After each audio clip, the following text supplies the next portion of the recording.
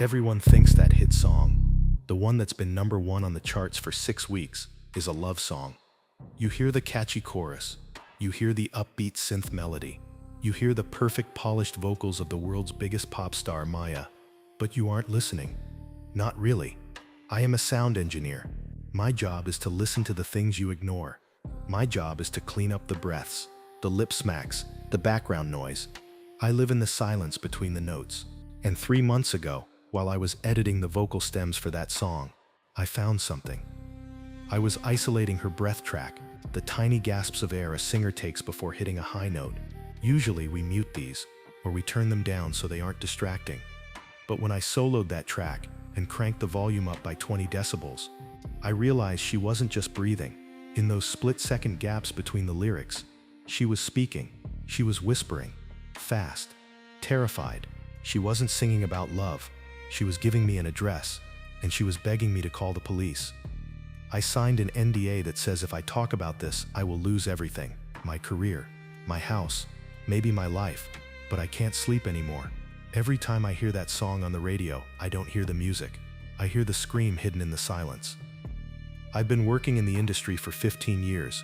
I've worked at Abbey Road, Electric Lady, The Village. I've recorded rock bands, rappers, orchestras. I know how the sausage is made. Usually it's boring, it's repetitive, it's fixing mistakes. But when I got the call for the Maya session, I was excited. Maya is untouchable. She's the golden girl of the industry.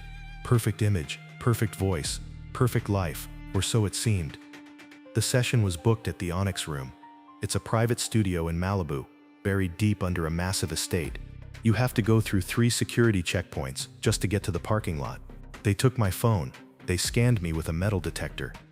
The producer, a guy named Sterling, met me at the door.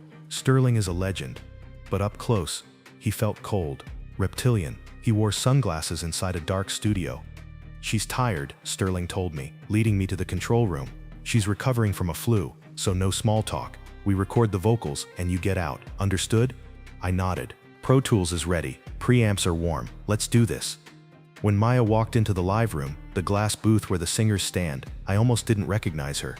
On Instagram, she looks vibrant, full of life. In person, she looked like a ghost. She was wearing oversized sweatpants and a hoodie pulled low. She was pale. Her eyes were glazed over, like she had been crying for days, or maybe she was heavily sedated. She didn't look at me. She didn't look at Sterling. She just walked to the microphone, put on the headphones, and stood there, like a mannequin waiting to be switched on. Sterling pressed the talkback button on the console. "Okay, Maya, take one. Dance in the fire. Give me energy. Happy energy."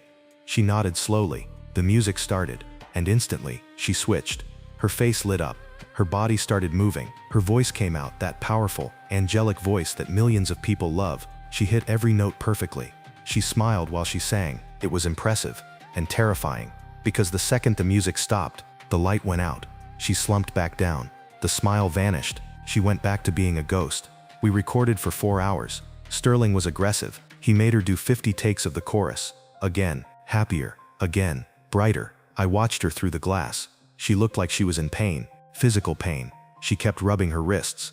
I noticed she was wearing long sleeves, even though it was hot in the booth. Finally, we were done. Sterling took the hard drive with the main recording. "I'll take the master," he said. "You just keep the backup stems and clean up the noise. Send me the clean session by morning. This is standard."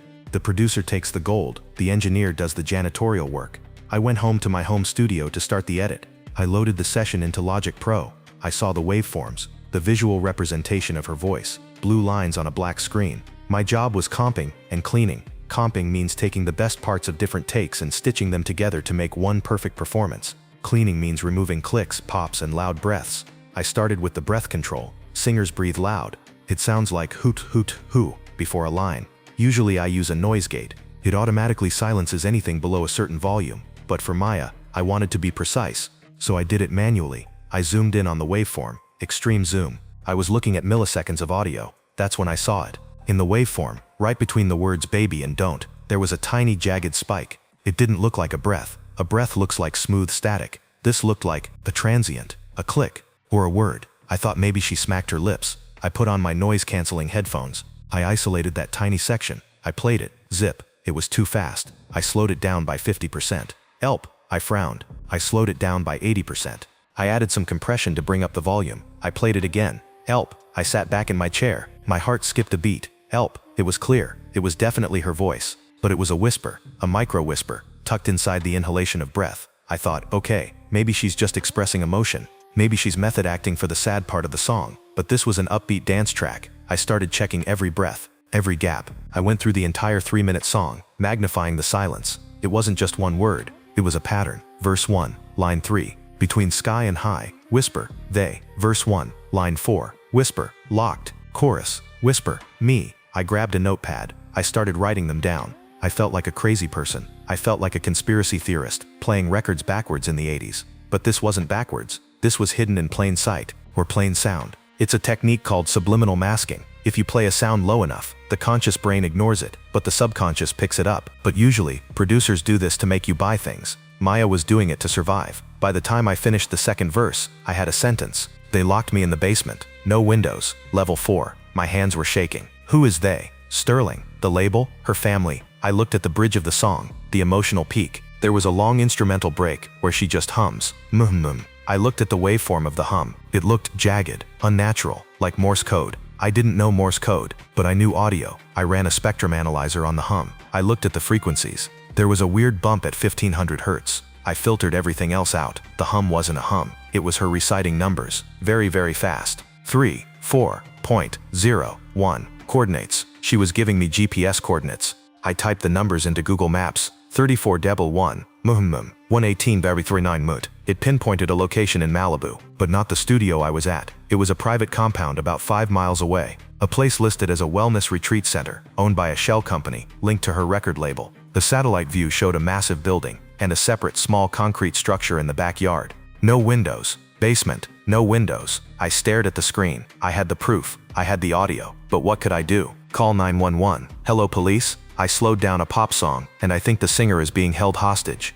They would laugh at me. They would call the label. The label would say I'm a disgruntled employee leaking content. They would sue me into oblivion. I needed to back this up. I plugged in a USB drive. I started copying the session file. The progress bar moved slowly. 20%, 30. Then, my phone rang. I jumped. It was Sterling. It was 3 a.m. Why was he calling me? I stared at the phone. I didn't answer. 40%. The phone stopped ringing. Then, a notification popped up on my computer screen. Remote access requested. Admin. The studio computer was connected to the label's server for cloud backups. They were logging in. They were watching my screen. They could see that I had isolated the breath tracks. They could see I was exporting the whispers. I panicked. I yanked the Ethernet cable out of the wall. The remote access window froze. Copying, 80%. Come on, I whispered. My doorbell rang. Ding dong. 3:15 a.m. My studio is in my garage. My house is attached. Someone was at my front door. I grabbed the USB drive. It was at 95%, but I couldn't wait. I ripped it out. Hopefully the data wasn't corrupted. I turned off the lights in the studio. I crept to the door that leads to the house. I looked at the security camera feed on my phone. There were 2 men on my porch. They weren't police. One of them was the security guard from the Onyx room. They weren't ringing the doorbell anymore. They were picking the lock. I ran. I went out the back door of the garage, into the alleyway. I didn't take my car. They would know my license plate. I hopped the fence into my neighbor's yard. I hid in the bushes as I heard my garage door opening. I heard them tearing my studio apart. I heard monitors smashing. I heard them screaming my name. That was 3 months ago. I'm not in LA anymore. I'm staying in a motel in Nevada. I pay cash. I use a burner phone. The song Dance in the Fire was released last week. It debuted at #1. It's playing everywhere. In the grocery store, in the gas station, in the car next to me at the red light. I listened to the released version. It's different. They scrubbed it. The breaths are gone. The gaps are absolute silence. Digital silence. They realized what she did. Or maybe they realized I found it. They erased her plea for help. But they missed one thing. The bridge. The humming part. They couldn't remove it without ruining the melody. So they just added more reverb. They buried it under synthesizers. But I know it's there. If you listen closely, if you put on noise-canceling headphones and turn the bass down, you can still hear the numbers. I sent the USB drive to an investigative journalist at the New York Times. I haven't heard back yet. Maybe they got to him too. Or maybe he thinks it's a hoax. But I know what I heard. Maya isn't sick. She isn't taking a break from touring. She is in a concrete box in Malibu, and she is screaming at us every time we sing along to the radio. I'm uploading the raw audio file to this video. I'm putting the isolated whisper track right here, at the end of this video. Listen to it. Listen to her voice without the music, and tell me that's acting. If this video gets deleted, you know why. If I disappear, you know who did it. Don't let the music distract you. Always listen to the silence. Serious.